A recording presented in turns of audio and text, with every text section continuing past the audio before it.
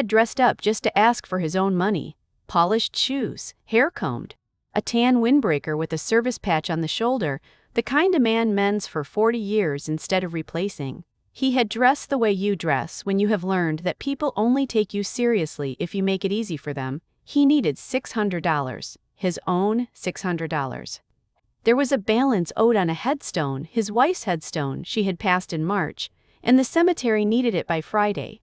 He held the invoice in his hand, gone soft at the creases from being carried, and he said quietly that he had been in 3 times now. The bank told him no. A policy, they said. Enhanced verification. A flag that did not exist on a single page the bank had ever printed. And the lobby did the thing lobbies do. A young couple found something fascinating on their phones. A guard studied the floor. A teller looked away. 20 feet of marble and chandeliers, and not one person said his name. 8 feet down the counter, a woman in a gray cardigan and scuffed flats watched all of it and did not move. Her face held nothing a camera could have used. The same man had just decided she was nobody, too. He had no idea what she had set down gently in the soft canvas bag on that marble. He had no idea that the most ordinary-looking person in the room had walked in already holding the one thing that could turn it all the way around and was choosing, for now, to simply watch. Have you ever stood in a room and watched someone be quietly told they don't belong, while everyone agreed by saying nothing? Tell me in the comments. You might be saying it for someone who couldn't. 7 months earlier, Dana Whitlock sat in a converted dental office on the 3rd floor of a building with a freight elevator that only worked if you hit the button twice. The light came in gray through blinds that didn't fully close. The carpet smelled faintly of old coffee and the radiator that never turned off in winter. Her desk was a folding banquet table with a laminate top, and the chair behind it had been bought used for $19 and listed slightly to the left no matter how she sat in it. The numbers of her life, in those days, were small and specific. Rent on the office was $1,250 a month, due on the 1st, paid on the 3rd when she could manage it. She drove a 14-year-old sedan with 187,000 miles on it, and a check engine light she had learned to consider decorative. Her own apartment cost $980, and she split a $312 phone and internet bill with her brother to keep both their numbers active. The operating budget for the whole organization that quarter was $41,000, and she had personally gone without a salary for 9 of the last 11 months to keep it that way. Then her phone buzzed on the laminate. It was her brother, Cal. The hospital wants $4,800 up front before they will schedule the procedure. I don't know what to do. She read it once. She did not sit with it, did not run the math she already knew by heart, did not let herself feel the floor tilt under the number. She moved $4,800 from the only account that had it, her own, and texted back 4 words. It is handled, don't worry. She had been the person who handled it for as long as she could remember. What the dental office address and the $19 chair concealed was the thing she had been building for 9 years. She had started it with 3 other people and a folding table in a church basement, a community lending cooperative. The kind of place that wrote $400 loans to people no bank in the city would let pass the lobby. In 9 years, it had grown from 3 members to more than 11,000, from one church basement to a thing with a balance sheet that made certain people very nervous. She had spent those years stitching together a coalition, small investors, a pension fund for retired transit workers, 2 foundations, a handful of families who had each put in what a luxury car would cost and called it the best money they ever spent. The point of it was never her. The point was a single stubborn idea she had carried since she was a girl, that a person's money was their money, that dignity was not a service tier, and that the buildings with marble floors had spent 100 years deciding who got to feel human inside them. She had given up a great deal to chase it. No vacations in 9 years, no new car, a wedding she didn't have time for, a version of her life that was easier that she could see clearly and had chosen every single morning not to walk toward. The result arrived on an ordinary Tuesday at 10:43 in the morning. She was refilling a stapler when the email came through, the regulator's approval, time-stamped, final.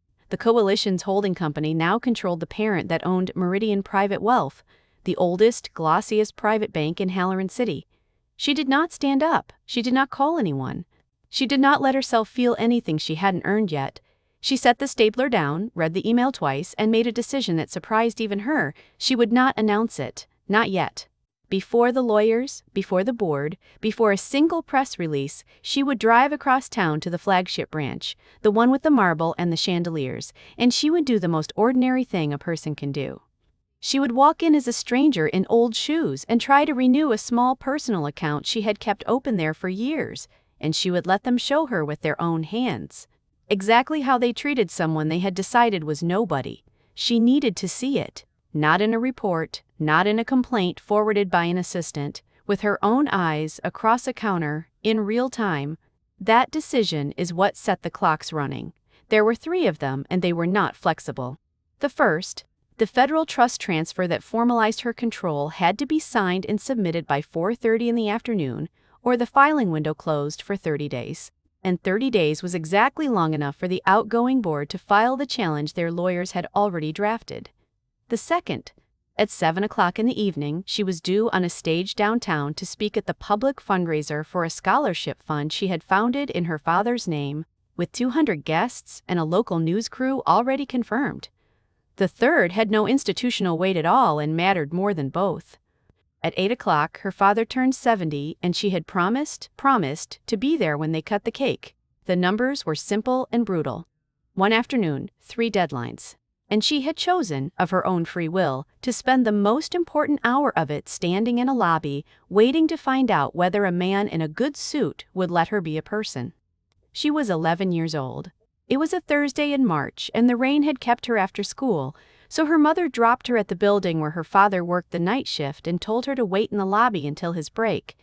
The lobby smelled of floor wax and cold metal. The fluorescent lights hummed at a pitch she could feel in her back teeth, and the marble even then.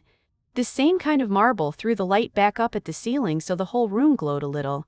Like a place that did not want you to forget it was expensive. Her father came down the corridor in his uniform. It was pressed. It was also old. The navy had gone slightly chalk at the seams, and the cuffs had been let out twice. He smelled like the spray starch he used on his shirts because he could not afford new ones, and he carried his thermos the way other men carried briefcases.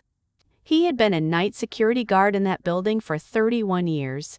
That night, a floor supervisor, young, new, wearing cologne strong enough to reach across the lobby, came down with 2 other men and said that money had gone missing from a desk on the 9th floor. He did not ask. He looked at her father's old uniform, at the let-out cuffs, and he made a decision in about 4 seconds, the way certain men do. "You were up there at 10. I checked the schedule." His voice was pleasant. "Let's not make this difficult." Her father did not raise his voice. He did not explain. He did not plead. He set his thermos down on the marble, walked to the wall by the elevators, and took down the punch clock logbook and his own card. He laid the card flat. He turned the logbook so the supervisor could read it right side up. Every entry, every round, every door he had keyed, stamped to the minute in his own hand for the entire shift, and not one of them was the 9th floor at 10 o'clock. He stood beside the paper with his hands folded and said nothing at all, and let the supervisor read until the man's face changed.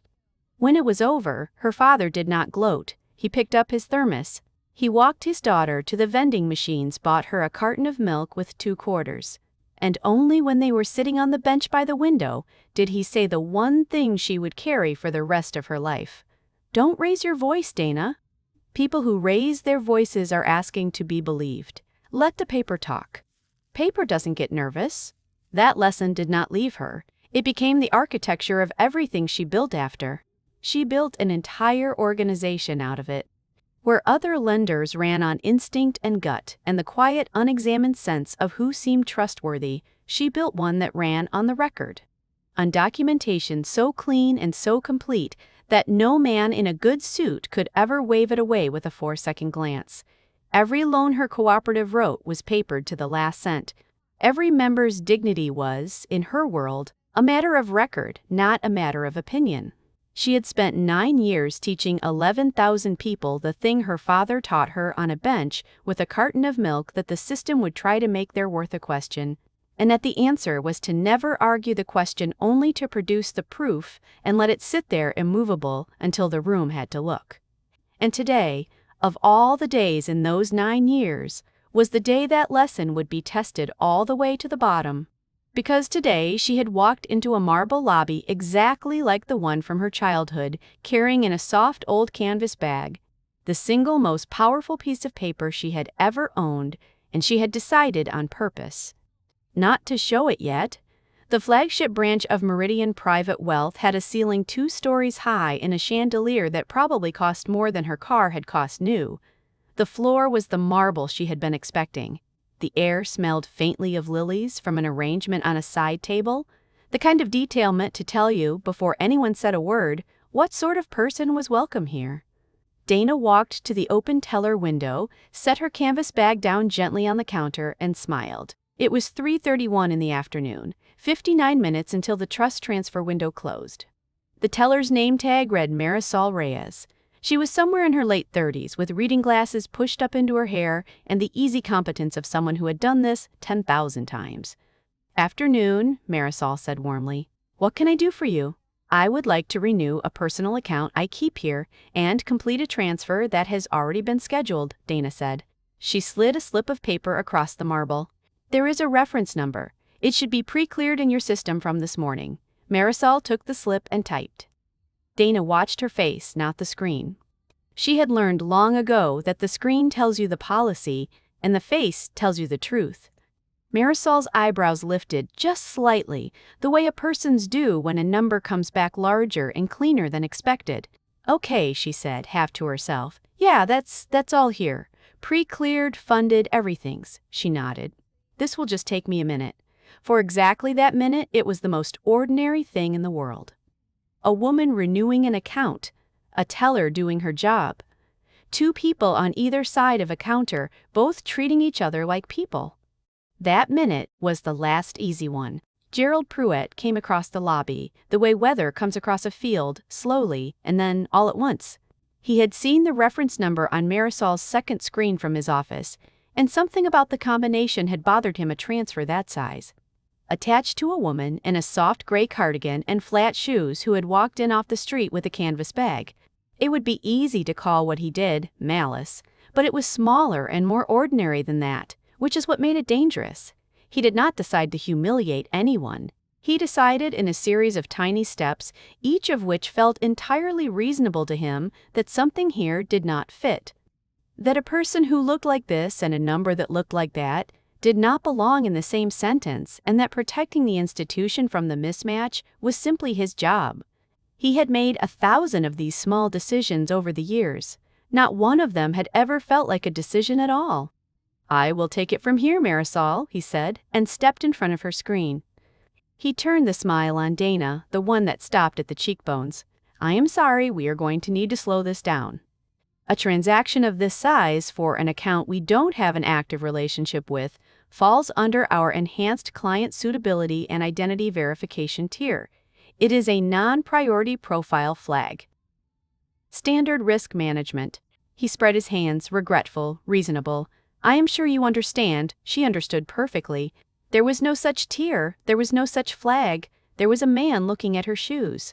When a person is told they cannot access their own money by an institution that profits from holding it, and the reason given is a policy that exists nowhere but in that one man's mouth what is actually being verified, and who decided she would need to prove it.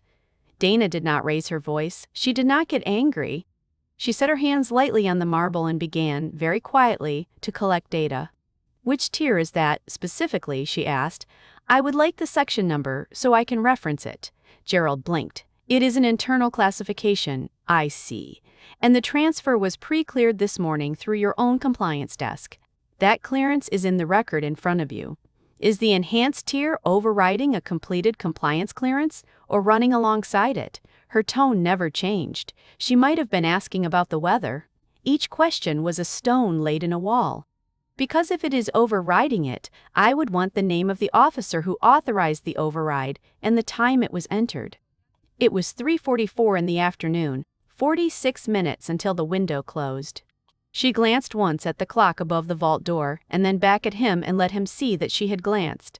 Let him understand that she was tracking the time and was not in any way in a hurry. He had expected one of 2 reactions. He had expected her to get loud, which would have let him call it a disturbance. Or he had expected her to get small and apologetic, which would have let him send her home with a brochure and a scheduled appointment for some week that never came. He had not expected this.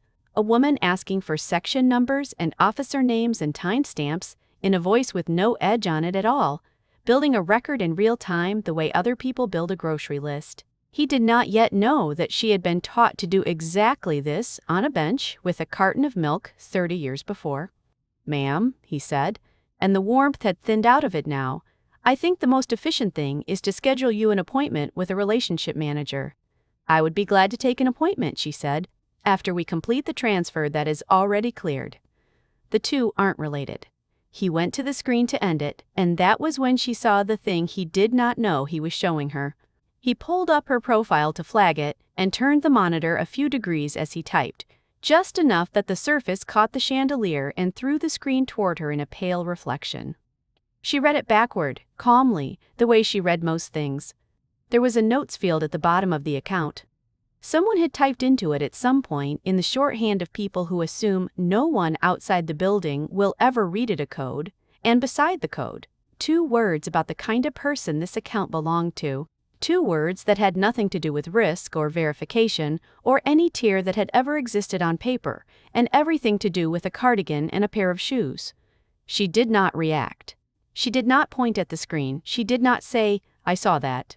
She simply filed it the field, the code, the 2 words, the exact configuration of the moment into the same clean patient record where she had been filing everything since 3/31, and let her face stay exactly as still as it had been. Paper doesn't get nervous, neither, it turned out, did she. She heard him before she fully turned to look. 2 windows down, an older man was speaking in the careful, lowered voice of a person who has learned that being loud only makes things worse. He was perhaps 72. He wore a tan windbreaker with a small embroidered service patch at the shoulder, the kind a man keeps for 40 years and mends rather than replaces. His shoes were polished, his hair was combed. He had dressed, she understood at once, the way you dress when you know you are going to have to ask for something and you want them to take you seriously. He was trying to withdraw $600, his own $600. "It is for a headstone," he was saying quietly to the teller, "for my wife. She passed in March. There is a balance owed on the stone and they need it by Friday." He had a small folded invoice in his hand, soft at the creases from being carried.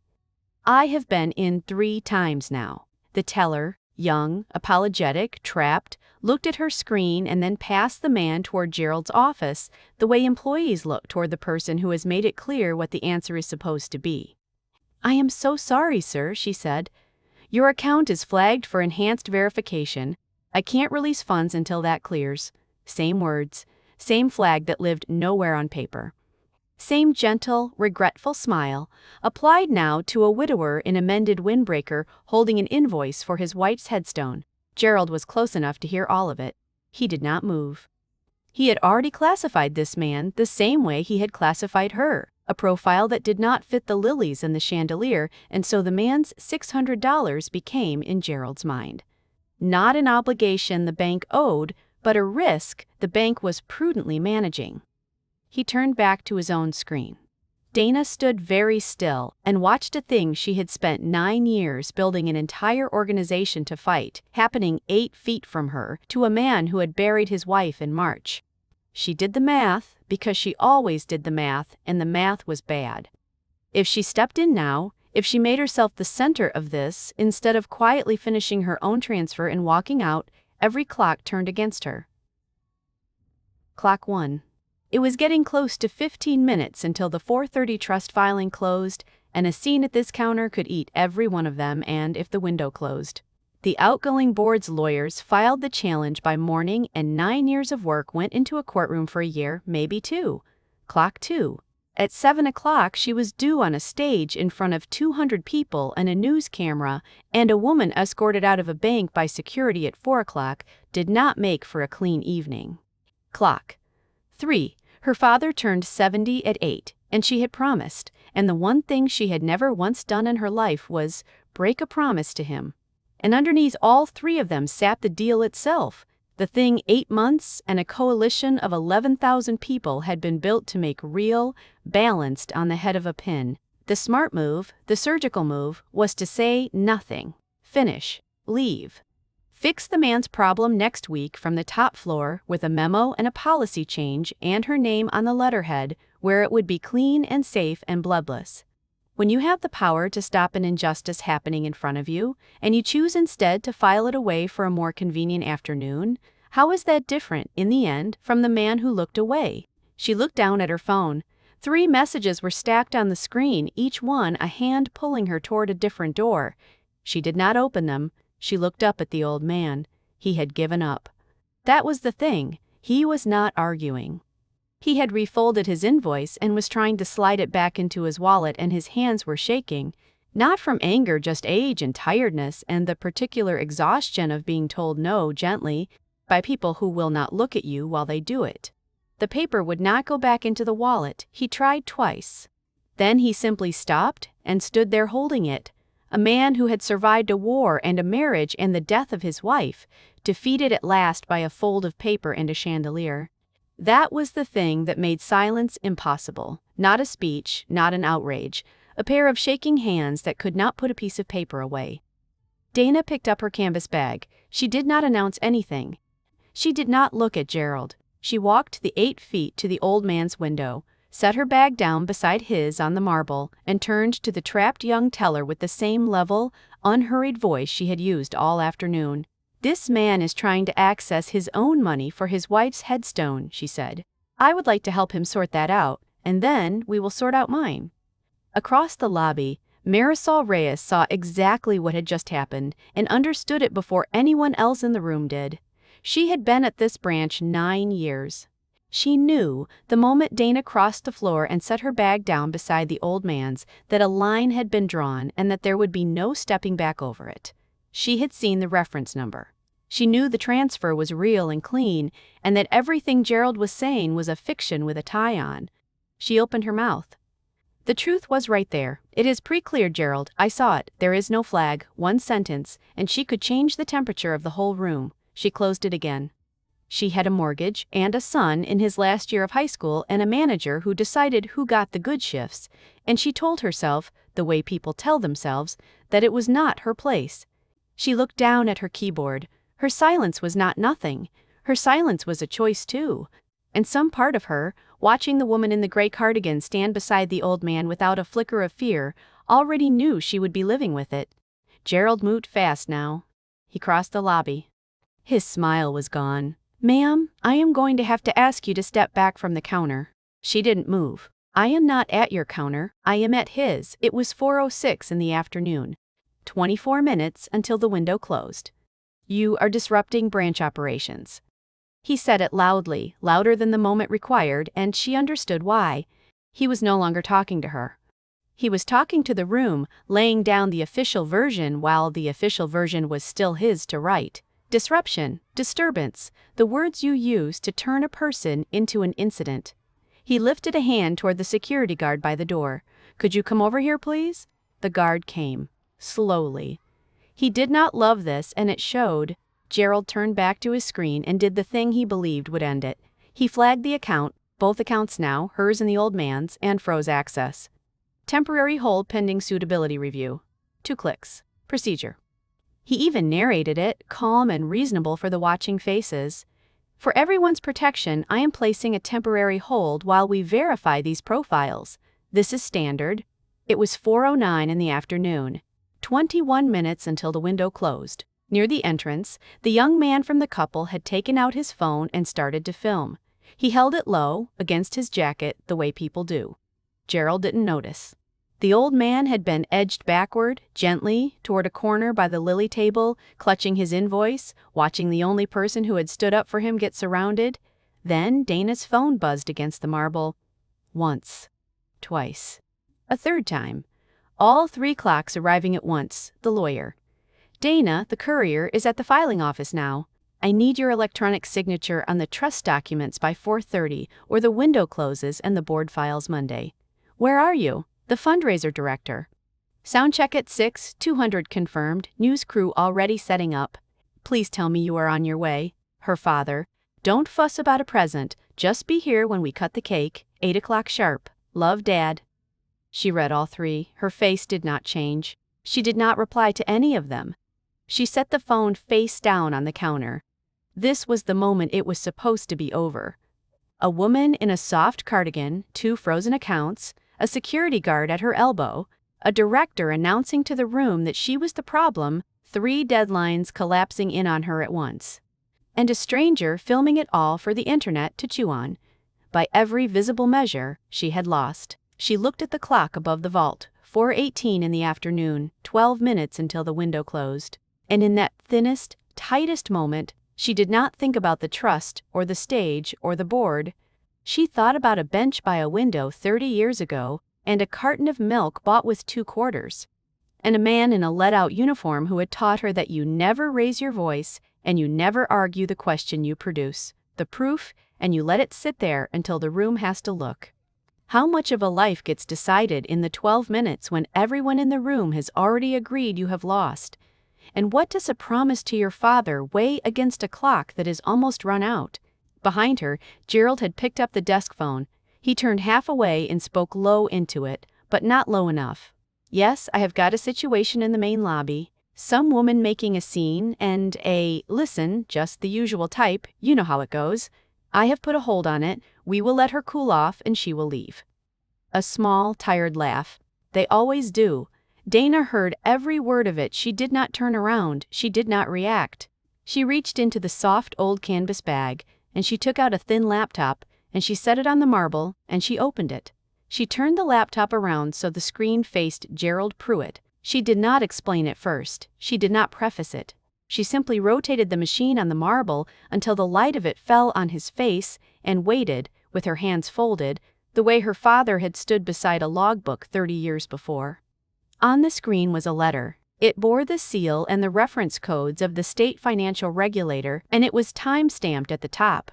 Approved and entered into the register, 10:43 in the morning, today's date. Below it, in the flat language of these things, was a single operative sentence confirming that a holding company had received final approval as the controlling owner of the parent corporation of Meridian Private Wealth. She let him read it. She did not hurry him. She watched his eyes move across the lines twice, the second time slower than the first, and she waited for the machinery behind them to catch.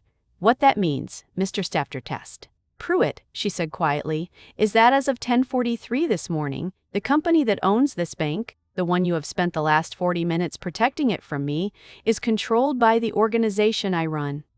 Every officer in this building reports up a chain that ends, now, with us, which includes you. The lobby had gone very still. My name is Dana Whitlock, she said. I didn't walk in here to make a scene. I walked in here to renew a small account and complete a transfer that your own compliance desk had already cleared. I wanted to see how this branch treats a person it has decided is no one. You have been very thorough. She tapped a key. A second document came up. This is an audit, she said. My team ran it on every Meridian branch as part of the diligence on the acquisition. We finished it 3 weeks ago. Her voice never lifted. She was reading contract terms, not delivering a verdict.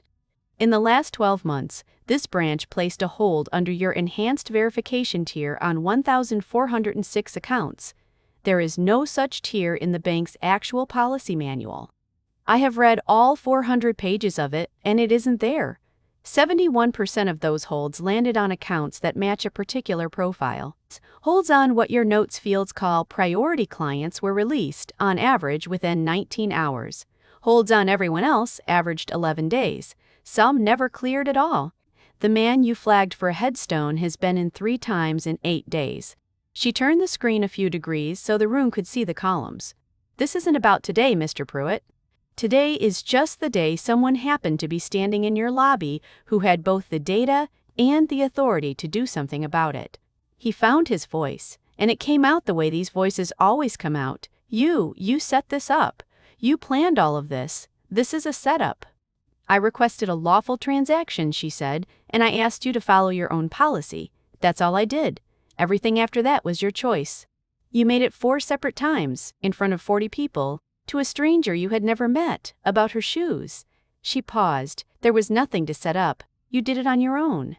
She did not raise her voice once. She did not need to. Paper doesn't get nervous. She looked over at Marisol Reyes, who had gone pale at her window, and her tone changed, not warmer, not colder, just direct. Ms. First. Reyes, take the hold off Mr. Voss's account. Right now, he has waited long enough. She held the woman's eyes for one beat. And first thing Monday, pull every account flagged under that tier in the last 90 days and put the list on my desk. You have been here 9 years. You know which ones never should have been flagged. I will want your read on them. No judgment in it. No absolution either. Just the work that needed doing handed to the person who could do it. Then she turned to the old man in the corner, Walter Voss, 72, still holding his soft folded invoice, and everything in her face gentled. Mr. Voss, come back to the window. Your money is yours. It always was, and you are going to have it in the next 90 seconds. Marisol's hands moved on the keyboard. The hold lifted. The screen cleared. The balance on the headstone is 600. Ms. Perfect. Reyes is releasing it now, and I will make sure the rest of this never happens to you again. It took less than 2 minutes. No one had to ask anyone's permission. That, in the end, was the whole point. That it had always been this easy, and they had simply chosen not to. She closed the audit and looked back at Gerald one last time. Fairness isn't only a moral principle, Mr. Pruitt. In modern banking, it is a competitive advantage. Institutions that treat people with dignity keep them, lend to them, grow with them. The ones that run on assumptions about shoes and cardigans lose them, slowly and then all at once. She let that land. I will show you the data. You will have plenty of time to read it. She opened the trust documents on the same screen, placed her signature, and submitted the filing. Then she closed the laptop. She looked at the clock above the vault. 4:24 in the afternoon. 6 minutes to spare. The room rearranged itself a second time, and this time it rearranged the other way. The staff who had spent 40 minutes finding things to look at now looked directly at her and at Gerald and at each other, recalculating in real time everything they had let themselves not see. A few of them had the particular expression of people realizing they had been on the wrong side of a small history while it was happening. Gerald Pruitt did not shout, he did not cry, he did not storm off. He simply lowered himself into the nearest chair slowly, the way a man sits when his knees have stopped being entirely reliable, and stared at the dark closed lid of the laptop as though it might open again and say something different. The realization was not arriving all at once. It was arriving in pieces, each one landing a second after the last. The hold, the audit, the 40 people, the word boss, and his face changed by small degrees as each piece touched down.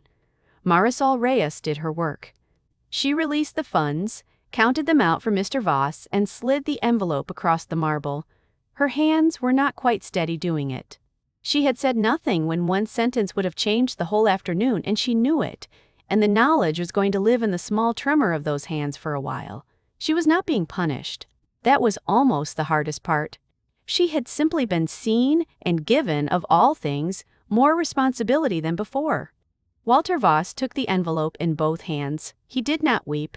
He squared it against the counter, folded it once, and put it carefully into the inside pocket of his windbreaker, over the service patch, over his heart. Then he looked at Dana for a moment, nodded, one short, formal nod, the nod of a man who has been treated like a person and intends to remember it, and said only, "Thank you, ma'am." She would have liked her stone finished by Friday, and he walked out with his back straight. Near the door, the young man lowered his phone. He had been filming the whole thing. He looked at the screen, at the 40 seconds, and then some that he was holding in his hand, and made a decision about it that he didn't share with anyone yet. Dana picked up the canvas bag. She slid the laptop inside, beside the empty space where the most powerful piece of paper she owned had been. She did not make a speech to the room. She did not look back at Gerald in his chair. She walked out through the tall glass doors into the late afternoon light, and the marble let her go. What was in her head, crossing the parking lot to a 14-year-old car, was not the bank, or the board, or the audit, or the look on Gerald Pruitt's face. It was clock 3. It was a kitchen across town, and a cake, and a man who had taught her everything turning 70 at 8 o'clock. She got in the car, and she called him, and when he picked up she said only 4 words. "I am on my way." She made it to the cake. That part should be said first, because it mattered more to her than any of the rest. She walked onto the fundraiser stage at 7:02 in the evening and spoke for 11 minutes about a scholarship named for a night shift security guard who had worked 31 years in a building with marble floors. Then she drove across town and came through her father's door at 7:58, 2 minutes early, and stood next to him while they cut the cake at 8. He never knew what the afternoon had cost.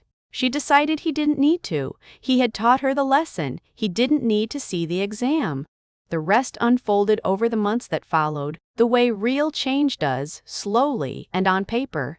Marisol Reyes still works at the branch. She was not let go. She was, to her own surprise, promoted. She runs the account review unit now, and the first thing she built was a second-look protocol. Any hold left on an account longer than 24 hours is automatically escalated to a named officer who has to write down, in plain language, the actual reason. No more codes. No more notes fields. No one outside the building was ever supposed to read. She spent 6 weeks calling people who had been wrongly held, some of them grateful, some of them furious, a few who hung up on her, which she felt she had earned. She keeps a short list in her desk drawer of the ones who never came back, the accounts that were quietly closed during those 12 months by people who got tired of asking. She looks at it more often than she would admit. The silence she chose for 40 minutes did not undo itself with a promotion. She is living with it the way you live with a scar, usefully and forever. Gerald Pruitt was not dragged out of the lobby that afternoon, and that turned out to matter. He was placed on administrative leave pending a formal review, and the review took 11 weeks because it was done properly. It found that the enhanced verification tier had no basis in any approved policy, that it had been applied to 1,406 accounts in a single year, and that he had personally authorized the framework. It also found he was not the only one who had leaned on it, which became its own, larger inquiry. He was removed from any role with authority over account access and referred to the regulator. He was not ruined. He was simply, finally, no longer permitted to decide who counted. The point was never to destroy a man. The point was that the system, for once, did the thing it was supposed to do. Walter Voss got his wife's headstone finished by Friday. He stops by the branch now and then. He doesn't need to, but he likes to, and he has taken a shine to the nervous new teller they hired in the spring. A kid who clearly expects to be yelled at. Walter brings him coffee, tells him he is doing fine, passes the thing forward the way it is supposed to go. The branch itself changed in ways you can count. In the year before that afternoon, it placed 1,406 accounts on the phantom tier.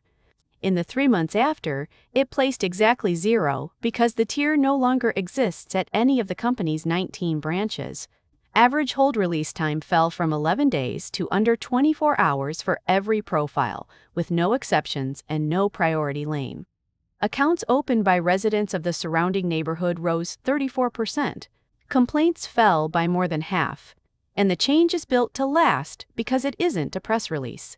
It is audited monthly, tied to how branch managers are evaluated and paid, and written into the policy manual in language a teller can actually point to. Dignity on paper. Her father would have approved. The young man near the door posted his 40 seconds. By the end of the first week, it had been seen a little over 14 million times. A state legislator cited it while introducing a bill requiring banks to disclose, in writing, the specific reason for any hold on a customer's funds. 2 competing banks quietly ran their own internal audits. A consumer finance watchdog opened a review. None of it would have happened from a memo. It happened because a stranger held up a phone, and Dana Whitlock does not run the branch. She hired good people for that and let them do it. These days, she is looking at the next thing, folding more of the bank's ordinary services into the cooperative model that started in a church basement, so that the $400 loan and the $600 withdrawal get treated with the same seriousness as the 7-figure transfer. She kept one thing from that afternoon, not the audit, not the headlines. On a card in her own desk drawer, she wrote down the 2 words she had read backward off a tilted screen, the 2 words a stranger had typed about her shoes. And she keeps them where she will see them, not to stay angry, as a question. The question of how many screens in how many buildings still have 2 words like that on them, about people who will never get to turn the laptop around. Here is what the story proved, and it is worth saying plainly because it is true. A system changed. A phantom policy that had quietly sorted people for years was dragged into the light and deleted. A man who had decided in 4 seconds who mattered was, at last, no longer allowed to. A widower got his money, a teller got a second chance to be braver, and a neighborhood that had been kept at arm's length got let in. That happened. It was real. It was measurable. Dignity turned out to be something you can actually put on a balance sheet. But the story proved something harder to celebrate, too. She won because she had a letter in her bag, timestamped 10:43 in the morning, that made her the owner of the building. She won because she walked in already holding the one piece of paper that could turn the whole room around. What about everyone who doesn't? What about the ones who get told no, gently, by a man who won't look at them and have nothing in their bag at all? How many systems only change on the day someone with power happens to feel, firsthand, the thing they had been letting happen to strangers? How many people walk through that same glass door every single day without an audit and a controlling stake and a regulator's letter to set it right, who simply get the no and the polite smile? And the long walk back to the car? And what does it say about all of us? That the story we love most is the one that ends in a reveal, and not the 10,000 that end, quietly, in someone refolding an invoice and going home? The woman in the gray cardigan walked out whole because she could. The real measure of anything we build afterward is whether the next person, the one with no laptop, no letter, no leverage at all, gets to walk out whole too, not because they turned out to own the place, just because they walked in. At Revenge Dimension, we don't soften the emotion or dilute the message. We tell powerful fictional stories inspired by real-world issues that too many people face in silence.